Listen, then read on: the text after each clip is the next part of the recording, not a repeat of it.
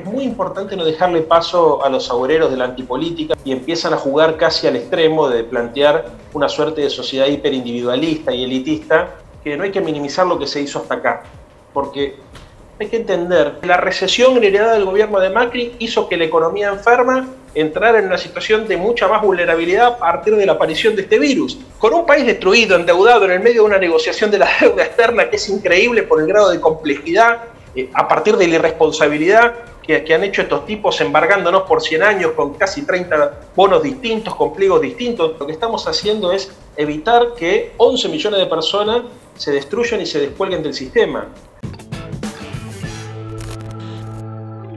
De la pandemia, y me parece que tenemos que enmarcarnos o encuadrarnos en un contexto social que es realmente muy complicado.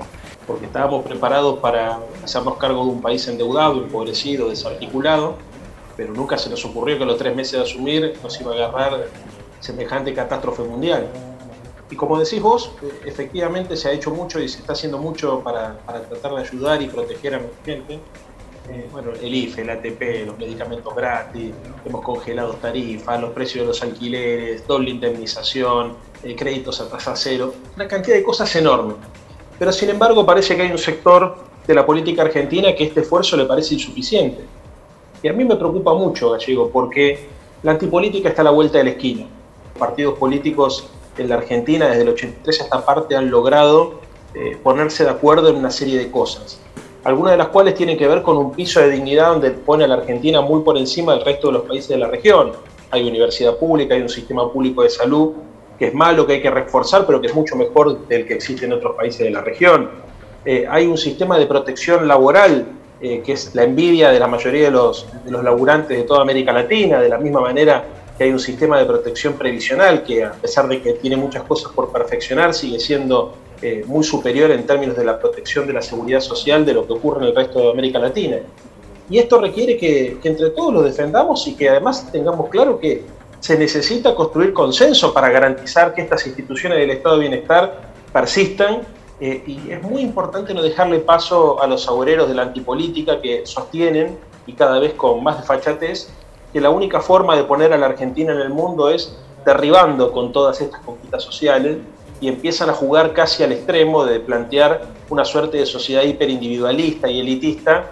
Arroyo dio algunos detalles sobre la renta básica o el ingreso básico universal. También entiendo que ya va a haber novedades concretas la semana próxima respecto de la reforma judicial, ¿no? Entre otras cuestiones. Quería preguntarte si tenés algunos detalles sobre esto y también si te parece que esto, bueno, va a agarrar ritmo definitivamente, porque estas cosas se anunciaron hace tiempo y quedaron como postergadas, ¿no? Y son realmente muy necesarias ambas.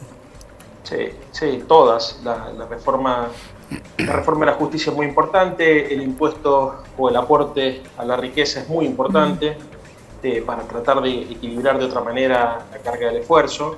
También, como decías vos, la necesidad de replantear. En realidad casi todas las estructuras de la democracia y del Estado se van a tener que replantear porque el mundo no va a ser igual después de esta pandemia. Sí creo, Dani, que no hay que minimizar lo que se hizo hasta acá, porque hay que entender que nosotros hemos casi duplicado la base monetaria en 3 meses. El esfuerzo fiscal que se ha hecho es enorme. No somos irresponsables, ni monetaristas ortodoxos que pensamos que la inflación y que la economía se controla solamente con políticas fiscales y con políticas monetarias, ni tampoco imprudentes que piensan que no tiene costo. Esto tiene un costo, está siendo calibrado por el equipo económico, por el gabinete económico, con mucha precisión, y requiere fundamentalmente que haya mucho consenso alrededor de este acuerdo, de este contrato social, porque lo que estamos haciendo es evitar que 11 millones de personas se destruyan y se descuelguen del sistema.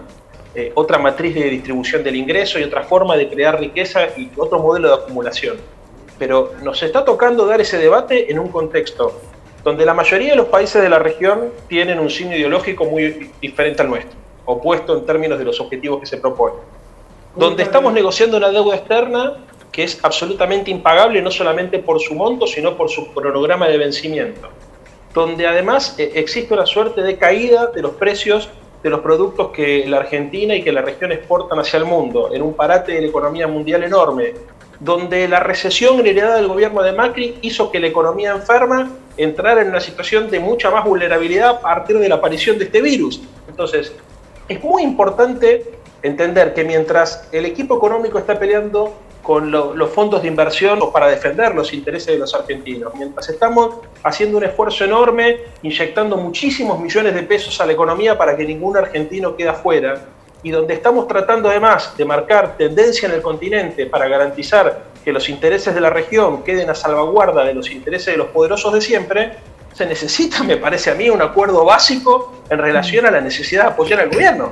O sea, es una cosa increíble que nos parezca poco esto que se hizo. ¿Qué hace falta más? Por supuesto que hace falta más, pero doble indemnización, congelamos las tarifas, congelamos los alquileres, hemos puesto dinero en el bolsillo de la gente en un programa que se armó de la mañana a la noche, llegando a casi 11 millones de personas, le estamos bancando a las pymes créditos a tasa cero, hemos reducido los aportes patronales por la emergencia, hemos creado casi 450.000 créditos para los monotributistas y los autónomos, hemos puesto dinero donde nadie se imaginaba que se podía poner de una manera tan rápida. Lo hemos hecho con un país destruido. Con un país destruido, endeudado, en el medio de una negociación de la deuda externa que es increíble por el grado de complejidad, a partir de la irresponsabilidad que han hecho estos tipos, embargándonos por 100 años con casi 30 bonos distintos, con pliegos distintos, y que además a los que votaron a Alberto Fernández, Alberto Fernández y a Cristina Fernández de Kirchner, que se sientan orgullosos, porque este proyecto político está cumpliendo con el contrato electoral que se fijó. Y yo no sé qué hubiese pasado en la Argentina si los adalíes de la ortodoxia monetarista y los adalíes del fiscalismo y de esa mirada tan excluyente de la sociedad hubiesen tenido que gestionar esta misma crisis. No me quiero imaginar. La sensación es que uno entiende, por ejemplo, que va a ser muy difícil dialogar con sectores como Patricia Bullrich, Mauricio Macri, algunos sectores que están muy en la antípoda. Como decís vos, hay sectores de la oposición más duros que uno espera poco. Aunque te voy a decir una cosa, también tenemos la obligación de construir consenso y de invitar a la discusión política a todos, inclusive a aquellos sectores que nos parezcan que militan posiciones más irreductibles. Tenemos la obligación de convocarlos porque también representan una parte de la sociedad argentina y también tienen una parte de verdad, porque digamos, no por nada ocupan bancas en el Congreso de la Nación o en el Senado de la Nación. Macri destruyó la economía siguiendo el manual del neoliberalismo, y nosotros sabíamos que para poner la Argentina en el rumbo del crecimiento, de la creación de empleo, de la distribución de la riqueza, se necesitaba un Estado que tomara algunas decisiones. Ahora, esas decisiones se empezaron a tomar y en el medio ocurrió lo que ya sabemos que ocurrió.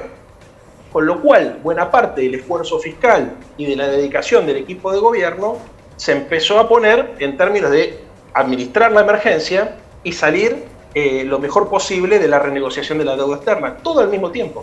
Enfrentamos una crisis de deuda y además una crisis económica como consecuencia de la irresponsabilidad del gobierno anterior. La pregunta es, ¿por qué se demora tanto este impuesto a las grandes fortunas? Ese proyecto de ley se va a presentar y se va a transformar en un impuesto que va a mejorar la matriz tributaria de la Argentina, pero fundamentalmente algo, que va a mejorar las injusticias éticas que significan vivir en un país donde los pobres aportan una porción enorme de sus ingresos en carácter de impuesto y los sectores más acomodados aportan una parte muy reducida. Ese es un compromiso electoral y serán seguramente cuestión de días porque el compañero Máximo Kirchner ya ha dicho en más de una oportunidad que es un compromiso que vamos a honrar. Reconstruir un tejido social que está prácticamente destruido. Mira, viste que la derecha habla mucho de la libertad. Sí, ellos hablan solamente de la libertad negativa, que es una forma de libertad. Es la libertad la que te permite, por ejemplo, tener la tranquilidad de que si nosotros estamos hablando esta noche acá, no va a venir un patrullero a secuestrarnos y a llevarnos presos por nuestras ideas. Es la libertad que significa un freno al poder del Estado para avanzar, por ejemplo, sobre nuestras intuiciones o vocaciones personales o opiniones políticas.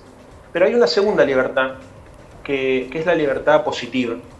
Y la libertad positiva es la libertad de poder desarrollar el proyecto de vida de acuerdo a tus aspiraciones personales. Y para eso se necesita que los derechos, que muchas veces quedan solamente en la letra formal de la norma, se transformen en políticas concretas que permitan eso. Por ejemplo, vos podés tener derecho a estudiar, pero si resulta que tenés que trabajar muchas horas, ese derecho queda solamente en la formalidad de la letra de la norma.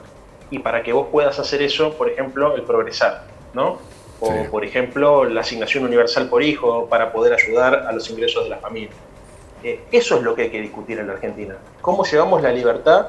¿Cómo distribuimos equitativamente la libertad? ¿Cómo le damos a todas las personas, vivan donde vivan, hayan nacido donde hayan nacido, la misma oportunidad de desarrollarse en la vida?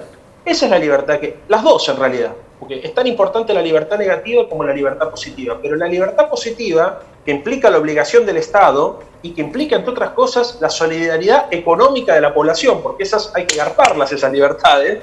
Bueno, esa es una discusión que hasta ahora no se está dando. En esa dirección es donde yo creo que va el debate por el impuesto a la riqueza o por el tributo especial a los ricos, digamos, por esta situación. Y en esa discusión creo que hay que enmarcar también lo más importante, que es la reforma del sistema fiscal argentino. Totalmente. Porque sin justicia fiscal no hay justicia social. El impuesto es muy importante para la transición, pero lo que nosotros buscamos es la reforma de toda la matriz tributaria de la Argentina, cómo se recauda y cómo se gasta, a partir de un criterio de solidaridad donde los que tienen más hagan un esfuerzo mayor para proteger a los que tienen menos.